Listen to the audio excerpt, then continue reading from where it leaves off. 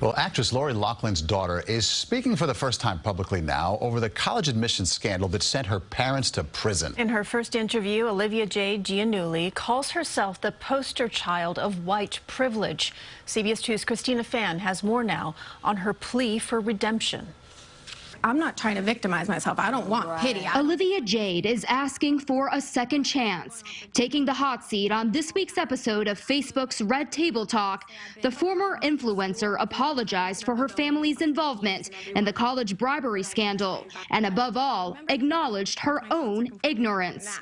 But I remember thinking, how are people mad about this? Like, I know that sounds so silly, but in the bubble that I grew up in, I didn't know so much outside of it. And a lot of kids in that bubble, their parents were donating to school. Olivia's mother, actress Lori Loughlin, and her father, designer Mossimo Giannulli, were accused of paying $500,000 in bribes to get their daughters admitted to the University of Southern California by masquerading them as recruits for the crew team. The couple initially denied the charges, but then later pled guilty. Both are currently serving sentences in federal prison.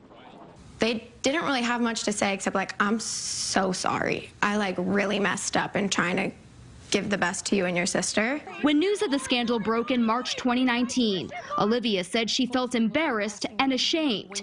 Host Jada Pinkett Smith asked what she's learned since then. And I feel like a huge part of having privilege is not knowing you have privilege. Olivia says she hasn't spoken to either of her parents since their incarceration, but believes their actions came from a place of love. It's been hard, I think, for anybody, no matter what the situation is. You don't want to see your parents go to prison. Yeah.